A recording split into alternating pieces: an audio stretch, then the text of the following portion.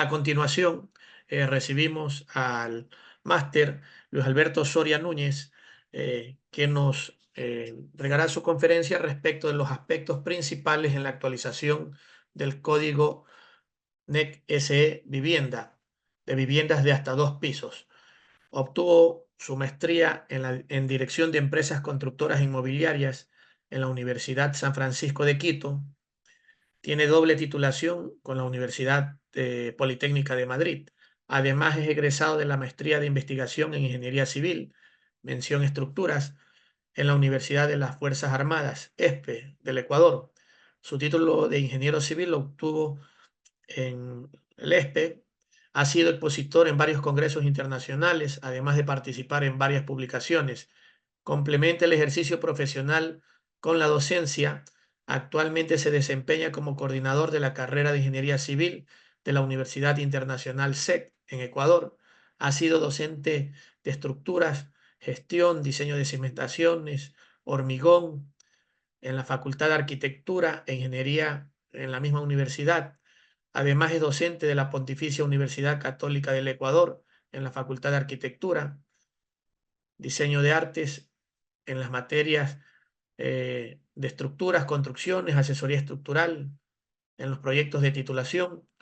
Su interés como ingeniero estructural radica en el diseño y evaluación de edificaciones de baja y mediana altura y en la exploración de geometrías y características que optimicen el diseño, siempre asegurando un comportamiento sismorresistente adecuado. Adicionalmente, coordina la actualización del capítulo de la NEC SE Vivienda de hasta 2 pisos con luces de hasta 5 metros, lo que bueno, lo llevan conjuntamente pues con el Ministerio de Desarrollo Urbano y Vivienda. Estimado ingeniero Luis Alberto Soria, bienvenido a esta tarde, a esta jornada. Buenas tardes, ingeniero Carvajal. Buenas tardes con todos. Sí, muchas gracias por la invitación, por la presentación. Como primera parte, quería aplaudir esta iniciativa que tienen, que nos permite también a nosotros el poder compartir estos aspectos de la actualización, ¿no?, de todos los capítulos, de que puedan enterarse cuál es el trabajo que hemos venido realizando algunos profesionales en cada uno de los temas que van directamente relacionados con tener una normativa mejor, al final de cuentas. Bien, yo les voy a presentar algunas cosas de lo que se ha venido trabajando en el capítulo de vivienda, algunos aspectos con los cuales se ha venido trabajando. Eh, Quiero destacar como las primeras cosas que no se ha eliminado 100% toda la normativa anterior en algunos capítulos. La primera parte de la normativa se vino trabajando en un análisis de cuáles eran las incoherencias, qué cosas estaban sobreponiéndose mal o no tenían relación con los otros capítulos. Era importante que en cada uno de nuestros capítulos, al estar relacionado con todos los demás, teníamos personas que pertenecían, o profesionales que pertenecían a todas las normativas y nos eh, nutrían de todas las cosas que iban tratando en los otros capítulos para tratar de irlas adaptando a la normativa de vivienda. Como generalidades, es conocido que en esta normativa, en la NEC 15, se utilizó y se abusó en muchos casos de esta normativa por el tema de las secciones y parámetros que eran un poco más flexibles que los otros capítulos y utilizaron principalmente para conjuntos habitacionales sin que tengan que inclusive desarrollar una memoria o un análisis estructural adecuado que garantice un buen comportamiento sismo resistente. De tal manera que lo primero que se trató fueron las limitaciones de a quiénes está dirigida esta normativa. Eh, Pueden encontrar ahí en el texto, se encuentra toda la descripción, pero en resumen es de viviendas que no superen los 150 metros cuadrados en 2 plantas. El capítulo de la vivienda se propone que el nombre cambie de viviendas de hasta 2 pisos nada más, pero una de las cosas es que no superen si los 150 metros cuadrados, que pueden, se puede aplicar para viviendas de hasta dos unidades adosadas, con alturas de entrepiso también limitadas, entre 4 y 3,6 metros, y las luces que pueden utilizar en cada uno en que esta normativa varían de acuerdo al sistema estructural. Eso también se ha limitado bastante. En la anterior no estaba tan específico. En esta se ha tratado de tomar un especial énfasis en eso, de ir separando los sistemas constructivos y que cada uno, al tener un comportamiento estructural diferente, pues tengan sus propias limitaciones. Están esto, lo que les decía un momento, viviendas de entrepiso que no superen un entrepiso máximo de 4 metros, en el caso de estar adosadas, y en el caso de ser aisladas, perdón, y en el caso de ser adosadas no deben superar un máximo de 3,6 metros. Y además deben mantener una estructura regular, según lo previsto en el capítulo NEG-C de diseño sismo resistente. Y como les decía, las luces máximas varían de acuerdo a los sistemas constructivos. Nuevamente, los conjuntos habitacionales no entran en este capítulo. De tal manera que se han establecido algunos de los sistemas estructurales con los que se va a trabajar: pórticos de hormigón armado, de estructura metálica. Están mal algunas cosas, me fallaron por el error de tipeo: muros portantes de hormigón, muros portantes de mampostería confinada y de ferro cemento. Las normas con las cuales se ha venido trabajando son las de peligro sísmico, todos los capítulos con los que ya han estado tratando y los que faltan todavía por exponer. Todos ellos estaban en relación y tienen ciertas referencias cruzadas con este capítulo. Y adicionalmente, aquí es algo que vale la pena destacar, es el hecho de que no tenemos tantos estudios en el Ecuador o no está estandarizado el tema de análisis, nada más de las universidades que se dedican a hacer toda esta investigación en todos los casos. Por lo tanto, nos toca asumir otras normativas y tratar de adaptarlas a la parte del Ecuador. En cuanto a los requisitos generales de este capítulo,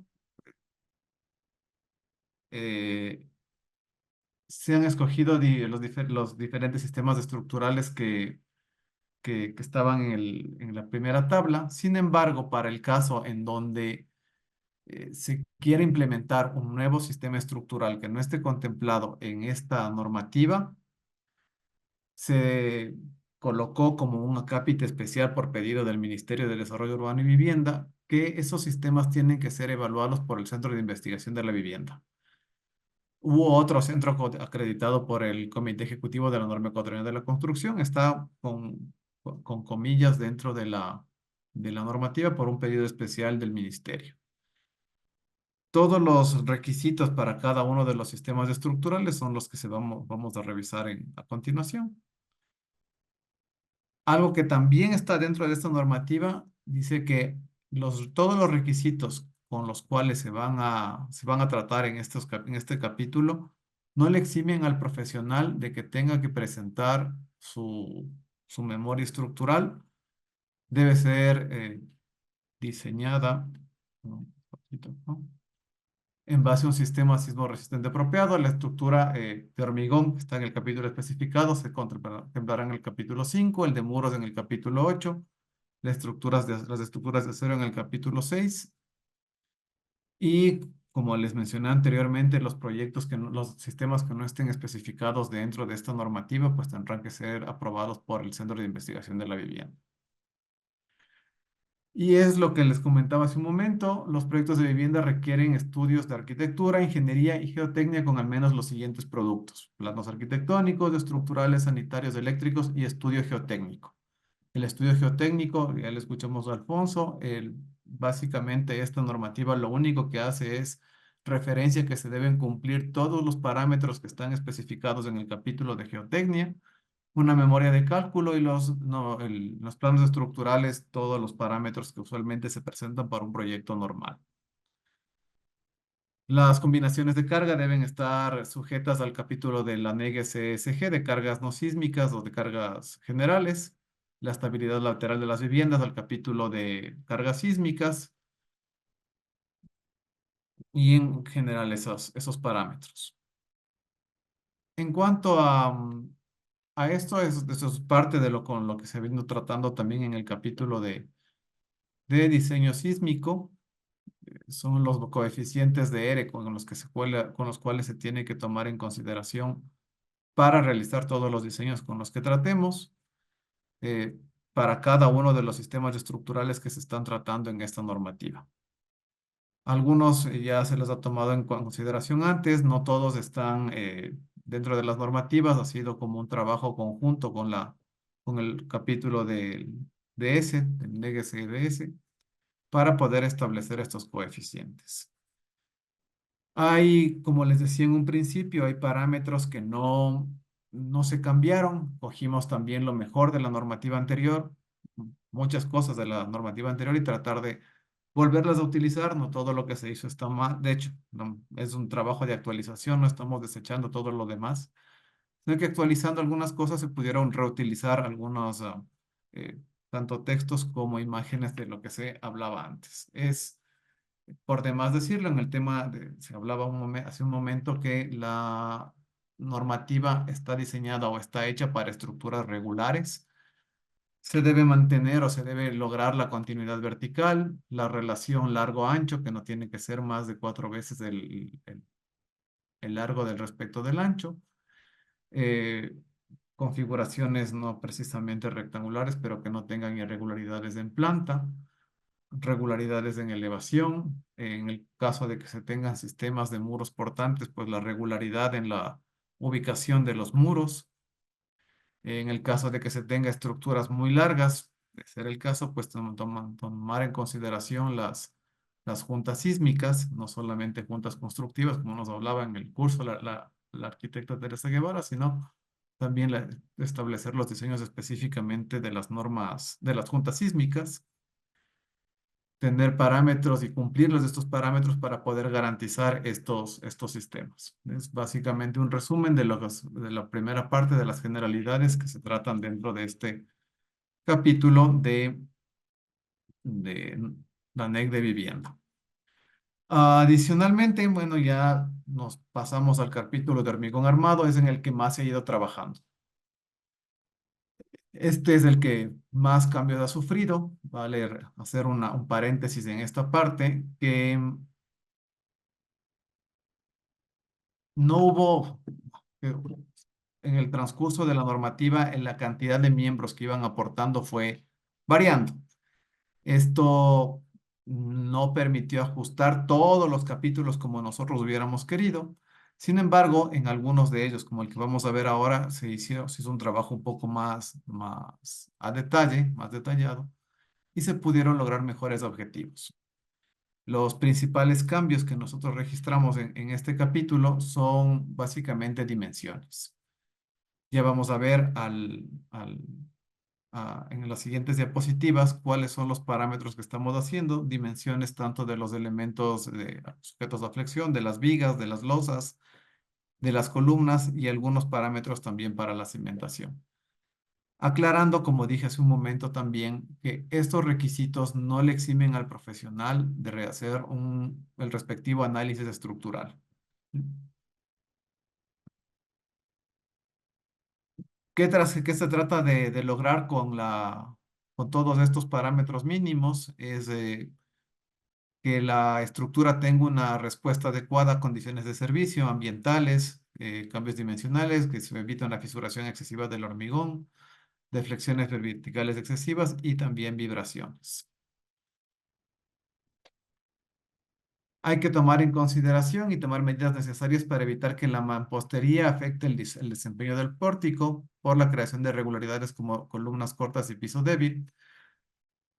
Aparte de que la rigidez de las paredes sea considerable comparada con la rigidez de las columnas. Esto sucede con la mampostería armada, mampostería confinada, muros de ferrocemento, entre otros.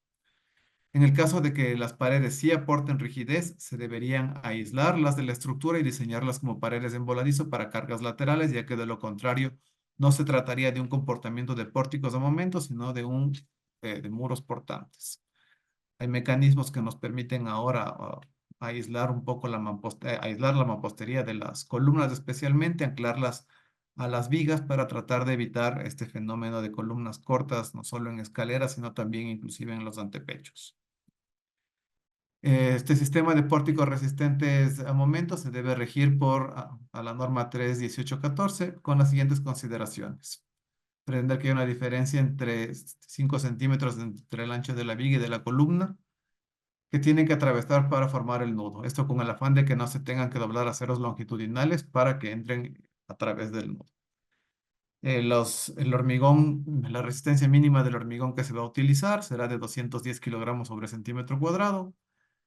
Y en los nervios en una losa alivianada se debe colocar por lo menos un acero longitudinal de 10 milímetros, tal como indica el ACI 31814. No se pueden colocar elementos estructurales, tuberías ni ningún otro elemento que interrumpa la continuidad del elemento estructural. La cuantía mínima en columnas es del 1%. Y esta normativa es exclusiva para el uso de vivienda. No se debería cambiar el uso en el transcurso de vida de la edificación o diseñar una edificación que no cumpla la función específica de vivienda. La longitud máxima en voladizos de vigas o losas no debe superar, el tercio de la longitud de la primera luz anterior. Los pórticos son los que van a resistir toda la fuerza sísmica. En el caso de que las paredes existan dinteles o viguetas u otros elementos estructurales, no deben estar conectados a las columnas de los pórticos para evitar que haya restricciones de las deformaciones de las columnas. Los pórticos deben actuar en conjunto mediante el efecto de diafragma rígido de las losas de piso. Las viviendas sin losas de piso de hormigón armado no pueden usar este sistema de pórticos resistentes de momento, excepto si son de una sola planta y de cubierta liviana. El diafragma la estructura debe ser lo más regular posible. La relación máxima entre su largo y su lado corto no debe superar la relación de 4. Todos las medidas que se establecen aquí deben ser las mínimas que se deben utilizar. Ninguna abertura puede superar el 25% del área de piso y las sumas no deben superar el 50% del área total de piso. Se debe contar obligatoriamente con vigas capaces de transmitir las fuerzas sísmicas de la losa a las columnas. Y en el caso de cubiertas livianas, se debe contar con vigas que arrastren las cabezas de las columnas en los dos sentidos. Las cadenas de amarre son de uso obligatorio. Todos los elementos estructurales que transfieren las cargas de las columnas al suelo deben ser las zapatas combinadas, losas de cimentación y cadenas de amarre. Esto se definirá de acuerdo al estudio geotécnico y al diseño de la cimentación para este tipo de edificaciones. El área mínima de las columnas en planta baja debe ser al menos el 40% del área bruta de construcción.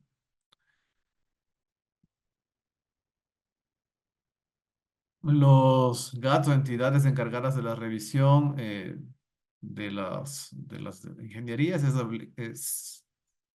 son las que van a otorgar los licenciamientos para la construcción de las viviendas. Es un tema que se debe conversar o socializar con los GATS precisamente. Las columnas deben estar alineadas verticalmente desde las vigas de la cubierta y ser continuas hasta la cimentación. Los pórticos no trabajarán en una sola dirección, deben ubicarse en dos direcciones generando cuadrículas ortogonales. Los diámetros mínimos para esta normativa está por demás decirlo, son barras corrugadas de al menos de 10 milímetros de diámetro y de máximo de 25 milímetros. Los estribos o sunchos al menos de 10 milímetros hasta 16 milímetros de diámetro. Recubrimientos mínimos muy parecido o similar a lo que nos exigen las normativas de hormigón, 7.5 en condiciones en donde que la estructura esté sujeta al ataque de agentes químico-biológicos. En el caso de que no, debemos tener, cuando están expuestos a la intemperie o al suelo, 5 centímetros. Y de vigas no expuestas a la intemperie en el contacto con el suelo de 4 milímetros. Losas macizas de 2 centímetros. Losas macizas sobre el suelo 4 centímetros. Diámetros de doblado. ¿Cuáles tienen que ser los diámetros de doblado para los diferentes tipos de refuerzos? Para los ganchos, como les comento hace un momento, muy similar a los capítulos al capítulo de hormigón que ya veremos en las siguientes presentaciones. Los, la longitud mínima de desarrollo que se requiere para que el refuerzo desarrolle su resistencia debe ser de 50 veces el diámetro de la varilla. Se permite reemplazar la longitud de desarrollo por una barra anclada con un gancho estándar.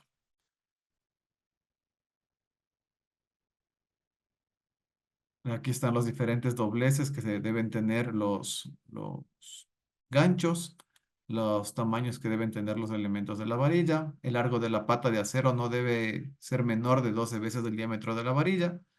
Si no se cumple con esto, no se puede considerar que el acero llegue a desarrollar fluencia y por ende no es capaz de transmitir momento.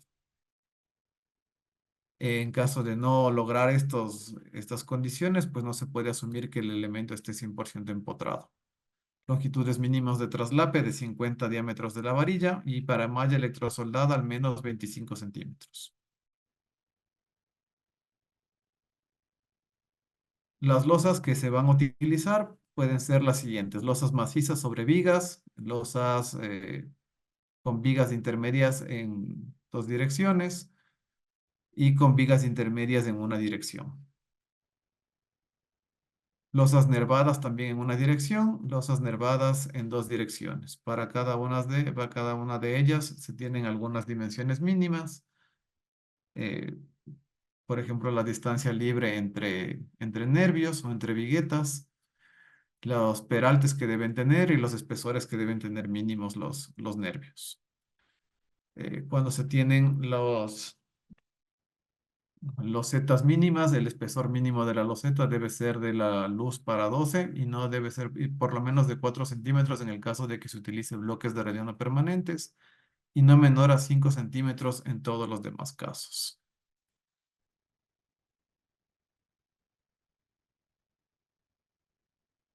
Para losas macizas en una dirección, tenemos lo que nos dice igual el ACI, algunos parámetros mínimos en casos de que sean los vanos simplemente apoyados con apoyos continuos, emboladizos o ambos apoyos continuos. Eh,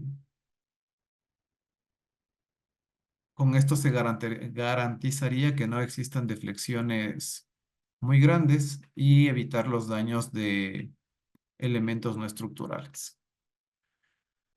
Además, se deben considerarse los elementos no estructurales que soporta la viga, se dañen o no respecto a dimensiones grandes, eso es garantizando un espesor mínimo, una altura mínima de la viga, de acuerdo a la siguiente tabla que vamos a ver a continuación. Vigas y viguetas, nuevamente para esas condiciones, deben tener con apoyos continuos al menos la luz sobre 18.5. Y para vigas y viguetas en una sola dirección que soportan elementos no estructurales, estos con apoyos continuos que son los que generalmente manejamos, L sobre 12 o L sobre 14. Y en volados, L sobre 5. El espesor mínimo de las losas macizas deben cumplir la siguiente ecuación, en donde Ln es la luz libre de la dirección más larga y beta es la relación entre la luz mayor y la luz menor de los paños. Para la losa aligerada en dos direcciones es esta relación también. Esto ya habíamos hablado hace un momento. Con esto se garantizaría que con estos peraltes mínimos se va a garantizar que la estructura no sufra mayores daños. De lo tal cual nos ha dicho siempre la normativa y la CI específicamente, nos dicen que las vigas deben construirse monolíticamente y apoyarse sobre las columnas. Esto es para el momento de la construcción. Las vigas deben ser... Aquí. Las vigas deben ser prismáticas. Tenemos ahí las dimensiones mínimas. Un peralte mínimo, tal cual a las tablas que lo mencionaba en las diapositivas anteriores. Y la base al menos de 25 centímetros. H o la relación del BC para 1.5 veces la altura, es decir, el ancho de la columna, el ancho menor de la columna más 1.5 veces la altura.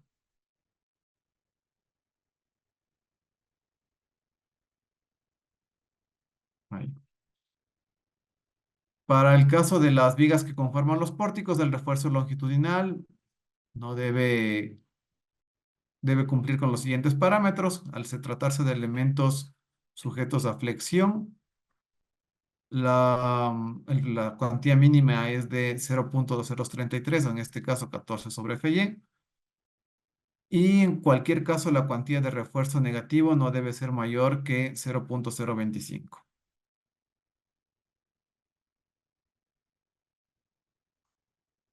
Las zonas de traslape, como les mencionaba, es muy similar a a la normativa de hormigón. La zona de traslape para el traslape de los aceros superiores se debe realizar en la zona media de la viga.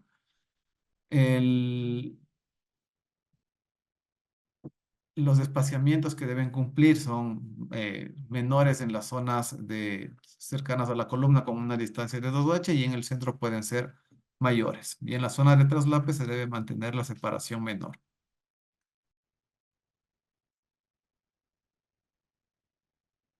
En el caso del refuerzo transversal se deben cumplir los siguientes parámetros. El estribo debe ser de confinamiento. Los estribos de confinamiento van en ambos extremos de la viga, como les decía, en dos veces en 2H con una separación menor.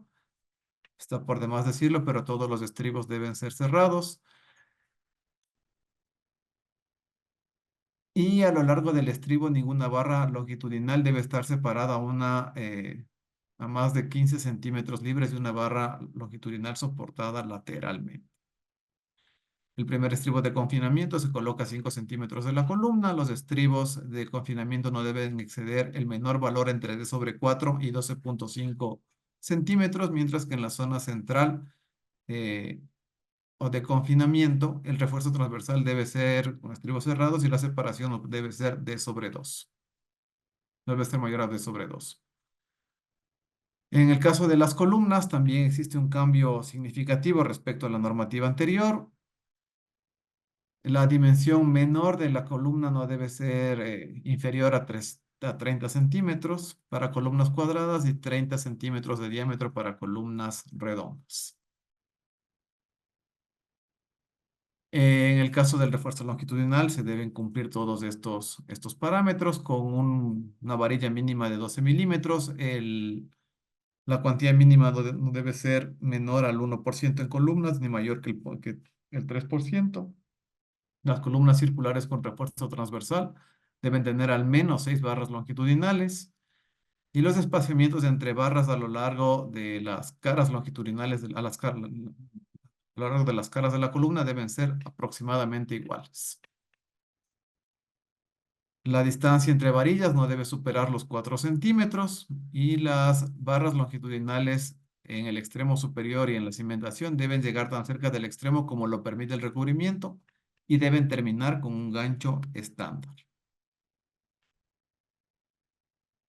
Para columnas rectangulares con una dimensión mayor a 30 centímetros se debe establecer el número de barras de acuerdo a las ecuaciones que muestran ahí. Y en una sección transversal de la columna no se pueden traslapar más del 50% del refuerzo longitudinal.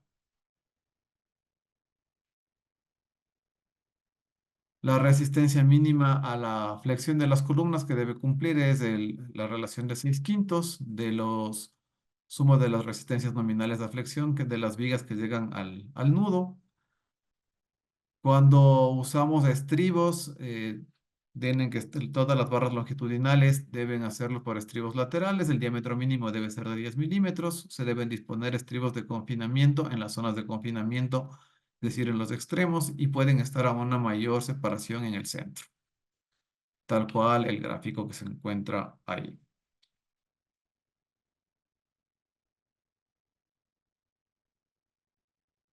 Se permiten estribos suplementarios que tengan el mismo diámetro y separación. Cada barra longitudinal y de esquina Y las barras alternas deben tener el soporte lateral previsto por una esquina de un estribo o un estribo suplementario. La distancia horizontal de centro a centro entre ramas de estribos cerrados y por confinamiento no debe superar los 20 centímetros y la mitad de la menor dimensión de la sección transversal de la columna.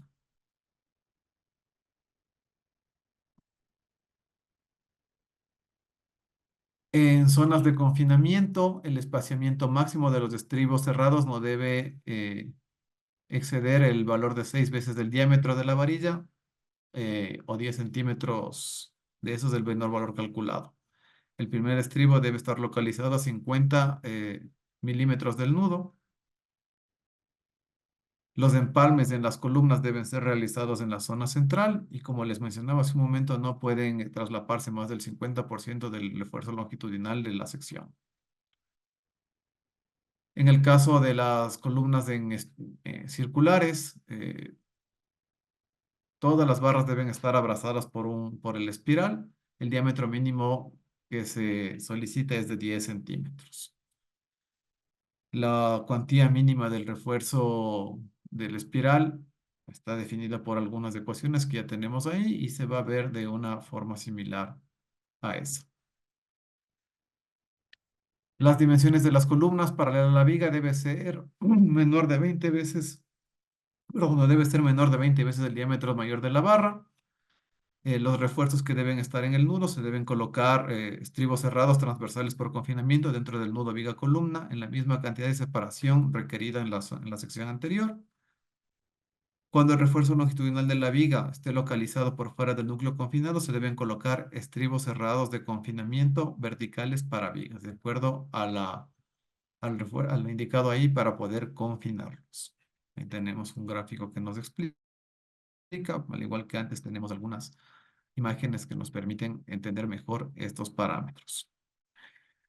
Este es un tema que también debemos tomar en consideración. La influencia de la mampostería en en el comportamiento de la estructura debe ser considerada. Se deben tomar las medidas necesarias para que la mampostería no afecte el desempeño del pórtico por la creación de irregularidades como columnas cortas o pisos blandos.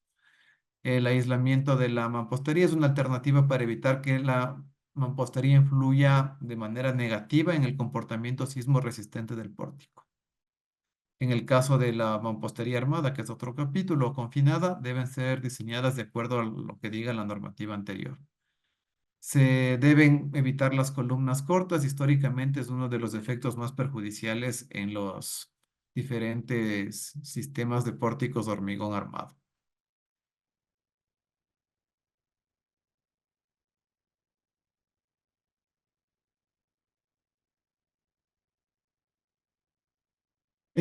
Se deben utilizar ciertas medidas correctivas, separar los muros de las columnas mediante una junta. Esta debe ser de aproximadamente el 1,5% de la altura del piso. El muro de mampostería debe anclarse para prevenir su vuelco debido a las fuerzas laterales perpendiculares a su plano. Hay que localizar la ventana, tratar de localizar la ventana mucho en la zona central y que trate de ser un poco más corta. Son cuestiones arquitectónicas que es un poco complicado que se pueda lograr, pero hay que tratar de hacerlo en la medida de lo posible.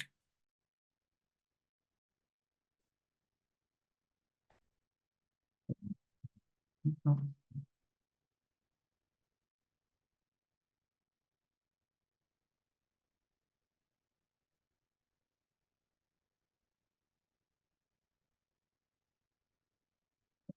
Estamos quedándome sin batería.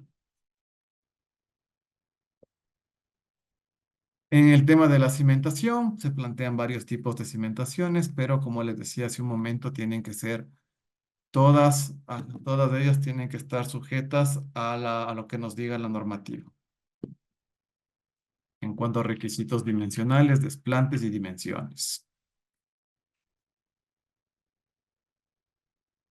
Nos hablan aquí de las cuantías mínimas que tenemos, que están planteadas dentro de esta normativa para las cimentaciones, sin descartar que antes tiene que estar desarrollado nuevamente, tiene que estar diseñado por un ingeniero estructural, tiene que hacerse un diseño estructural.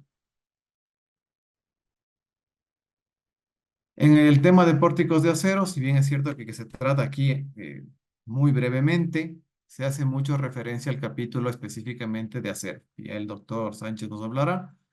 Y con el miembro de enlace se fueron definiendo algunos parámetros que les voy a explicar aquí. Eh, las limitaciones son de acuerdo a lo que se encuentra en la tabla inicial, con la luz máxima permitida para este tipo de sistema estructural. Y si es que se superan esas dimensiones, pues tienen que, inclusive para eso, cualquier caso, tienen que referirse a la normativa NEG-SE de acero. Para el diseño de estructuras de viviendas diseñadas dentro de este capítulo, se puede considerar cualquiera de los sistemas estructurales con pórticos contenidos de momento en la sección de acero.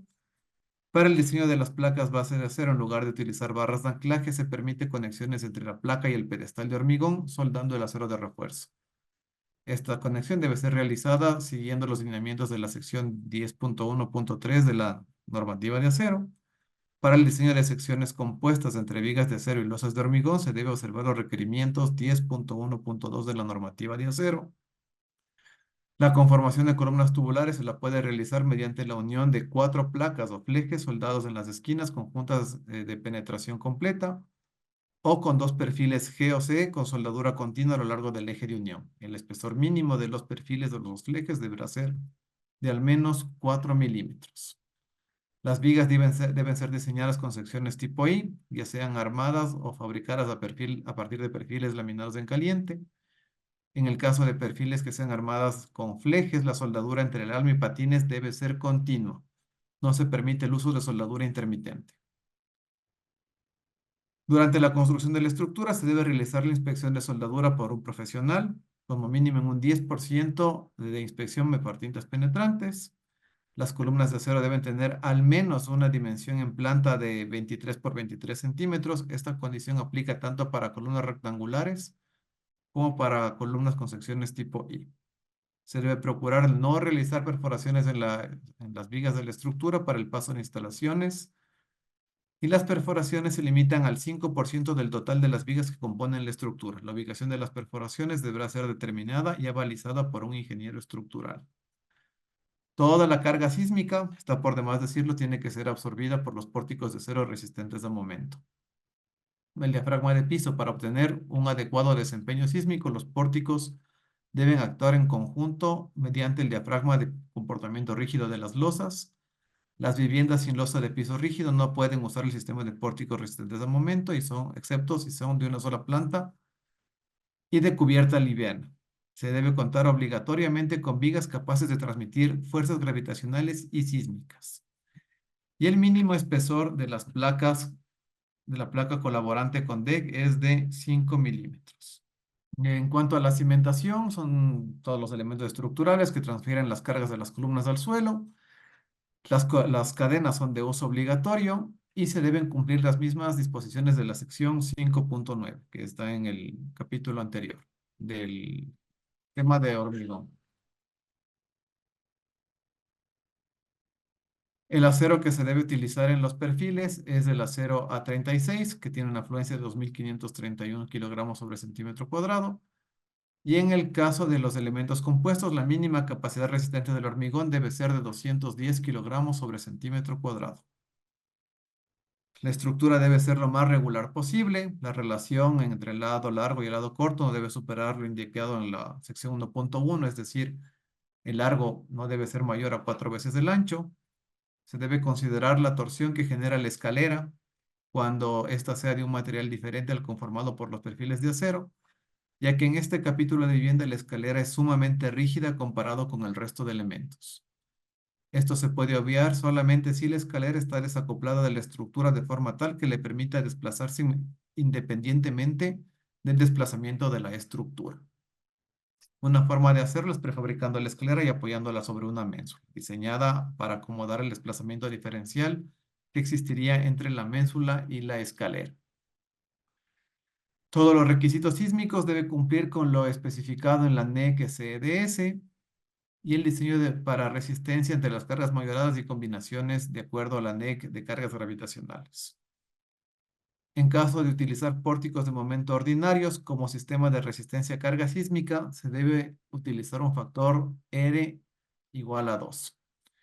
Las estructuras de acero deben contar con una superficie anticorrosiva de al menos 30 micras medida en seco. Y para regiones de alta humedad y salinidad, como la costa y Galápagos, se debe considerar aplicaciones de espesores mayores o a otros tratamientos que garanticen la efectividad del recubrimiento y por ende el desempeño de la sección. Cabe aclarar aquí un par de cosas que no están dentro de este capítulo, que dentro de esta presentación. En el tema del capítulo de cimentaciones, se tenía desarrollado algunos temas, algunos subcapítulos, pero en la normativa, en el documento, se está haciendo únicamente referencia a la NEC de cimentaciones y geotecnia. Todos los parámetros que están explicados ahí son los que van a aplicar directamente a esta normativa. En el caso de sistemas estructurales de steel framing, se hizo una actualización que hace referencia a la normativa actual de la de la ISI. Antes de esta hacía referencia a la normativa anterior y ahora está la del 2020, si más no me equivoco. Se mantienen todos los parámetros establecidos en el tema de mampostería, de, de- de muros portantes de mampostería, estructuras de adobe y de madera, tal cual estuvo contemplado en la norma ecuatoriana de la construcción de la NEC 15.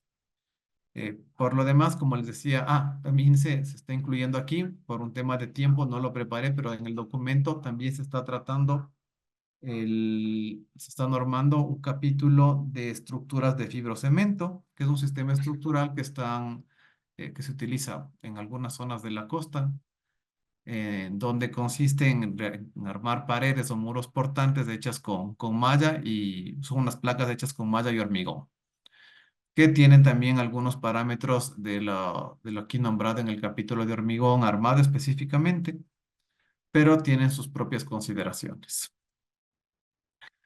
Eso por lo pronto. Como ven, hay algunas cosas, especialmente en la de hormigón, que cambian bastante respecto a la normativa anterior. Hubo un debate bastante fuerte de acuerdo a estas normativas por tratar de que se mantenga esta idea de que las viviendas resulten un poco más económicas. No necesariamente se va a lograr eso con los parámetros y exigencias que se están solicitando ahora, pero la idea es tener unas estructuras más seguras. Las viviendas tienen comportamientos diferentes, como se mencionó, las escaleras y las mamposterías pueden afectar notablemente el desempeño de las mismas y al no ser consideradas al no ser consideradas pueden ocasionar problemas y eventualmente hasta colapsos. Eso por lo pronto, muchas gracias a todos, muchas gracias. Muchas gracias Daniel. al máster Luis Alberto Soria. Algunas preguntas tenemos en el chat, se las iré indicando. Oscar Zambrano Vélez pregunta, las losas llamadas novalosas o losas steel deck, ¿dentro de cuál normativa se las podría considerar o si están consideradas? Están consideradas aquí en la de acero y ya nos mencionan que deben tener un espesor de al menos de 5 milímetros, me parece que 5 centímetros. Perdón, 5 centímetros sobre la cresta. Sí están consideradas dentro de la de acero. Félix del Rosario pregunta, si el recubrimiento mínimo de las vigas es de 7,5 centímetros, ¿cómo queda el ancho mínimo? En las cimentaciones es de 7,5. En las partes superiores, en las vigas, está de 4. Y el ancho mínimo es de 25 centímetros de las caras externas. Está Javier igual, Cedeño Mas- está tal cual la normativa de hormigón esa parte. Sí, dígame, Daniel. perdón, Javier Cedeño Macías. En esta actualización de la norma está considerada las losas alivianadas con bloques de espuma flex. Sí, al final son losas alivianadas en dos direcciones. El alivianamiento va a cambiar de acuerdo a los requerimientos que tenga. Nos dan los peraltes mínimos que necesita la losa, pero pueden utilizar cualquier tipo de alivianamiento. Y precisamente por eso es que está establecido el parámetro de que tiene que ser diseñado a pesar de tener parámetros mínimos. Juan Macías pregunta, las dimensiones del área mínima en columnas, ¿cuáles están consideradas? En hormigón son de 30 centímetros por lado, en el caso de columnas cuadradas, y de 30 centímetros de diámetro en el caso de columnas circulares. Sandino Guerrón. Es común en Manabí ver edificaciones de uno y dos pisos de pórticos de hormigón armado, donde en la planta con cubierta no se ligan las columnas con vigas de hormigón armado, sino que el tijeral de la cubierta, Es lo que... generalmente 2G de 10 por 100 por 3 milímetros, se hacen valer como viga para formar el pórtico. ¿Qué dice la NEC SE Vivienda 2024 respecto a esta práctica? Es lo que sí estaba especificado hace un momento. No son específicamente pórticos de hormigón armado, tienen que estar unidos por la viga en la parte superior, y las tijeras sí pueden funcionar como una estructura liviana de la cubierta, pero siempre y cuando le esté amarrando en la parte superior, si no son, pues, son columnas de embolado prácticamente. Mm.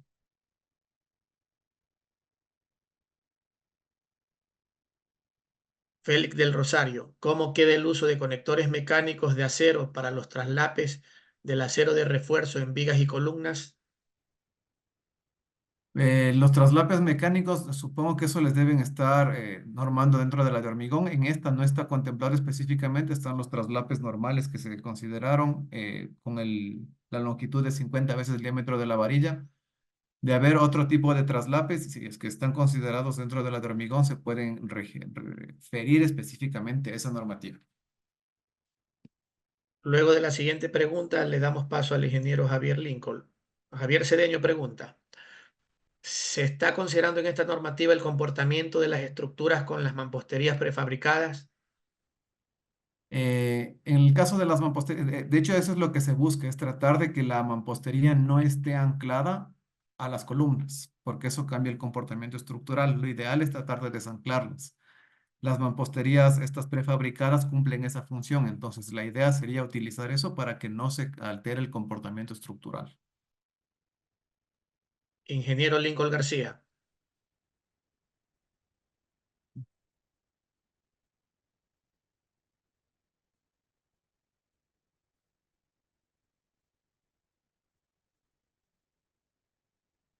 Bueno, Cristian Cervantes pregunta, saludos respecto a las cadenas.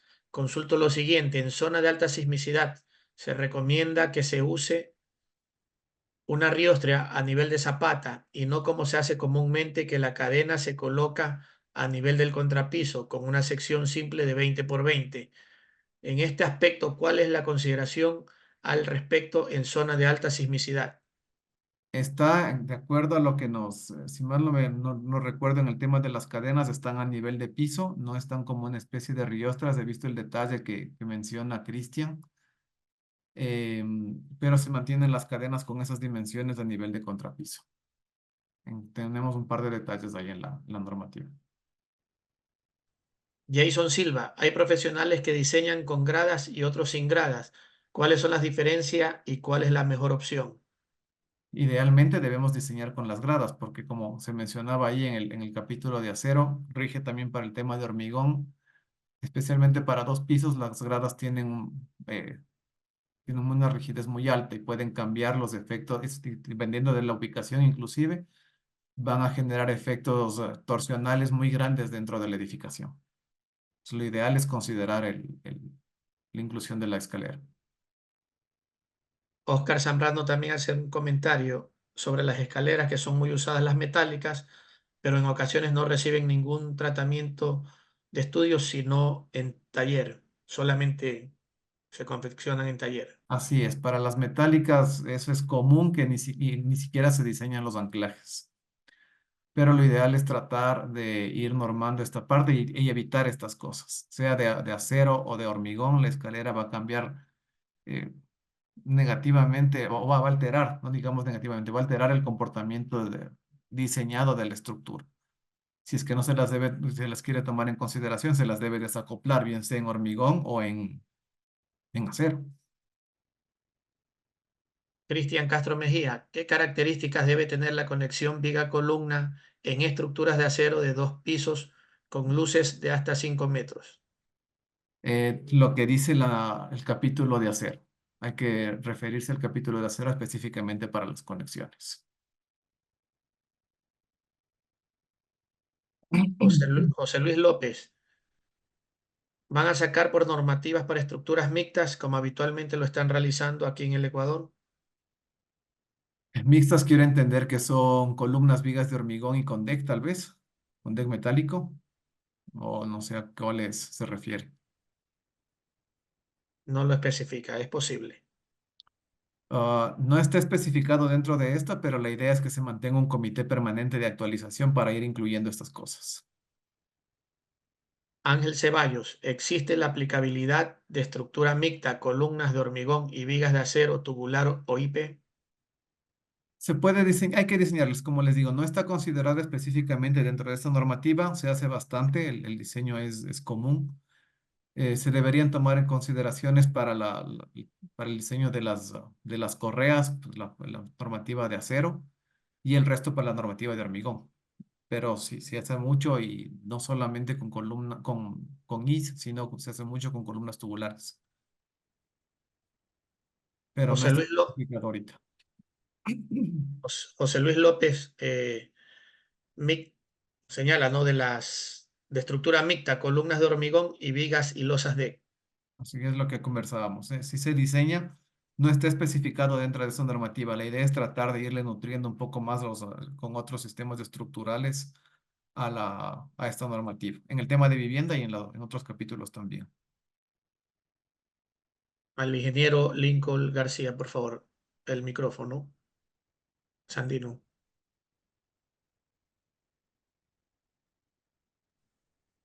Muy buenas, disculpe. La pregunta radica, excelente posición, por cierto. La pregunta radica sobre las vigas bandas. ¿Hasta qué ancho de espacio de columnas se debe hacer la viga, la losa plana?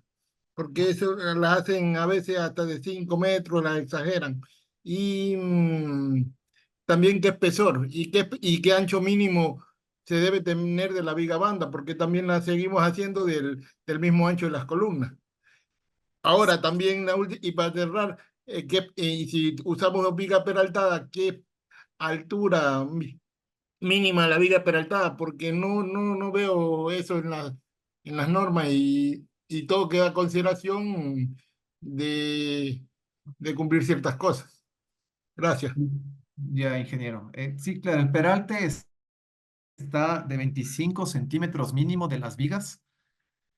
Eh, lo ideal es no considerar específicamente las vigas banda.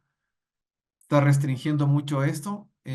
Si más no mal no recuerdo, se puede hacer hasta 5 centímetros menos del tamaño de la columna. Sí es más restrictivo en el caso de realizar este tipo de sistemas estructurales, precisamente porque son de ductilidad limitada.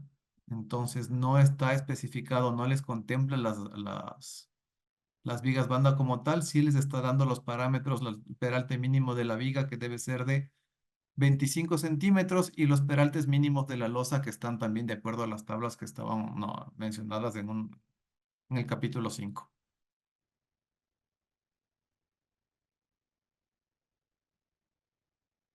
Gary Cano, ¿se considera el criterio columna fuerte, viga débil en este capítulo? Sí, está considerado la relación 6-5 de columna fuerte viga débil. Está especificado ahí dentro de los parámetros, hasta inclusive con fórmulas para poder calcularlo. Bueno, por ahí entre algunos otros mensajes en el chat señalan si le podría facilitar la presentación, ingeniero Luis Alberto. Eh, También le felicitan. José Luis López también internacionalmente si existe alguna normativa en el diseño de estructuras mixtas, columnas de hormigón y vigas de acero tubular. IP. Bueno, hasta Oh, allí. gracias, Daniel. O sea, Para las estructuras mixtas, o sea, es un tema de irles diseñando las columnas de vigas de hormigón y eh, las correas de acero.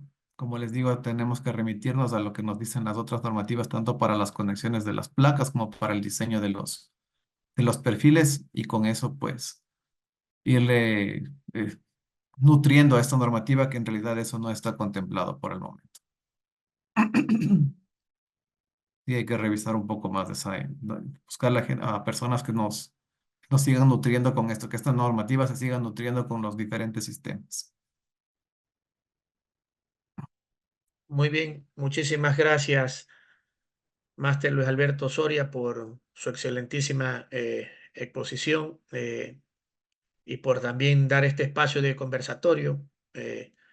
Pregunta también por allí Félix del Rosario si está cerrada la discusión de esta normativa. No, estamos todavía recién en socialización.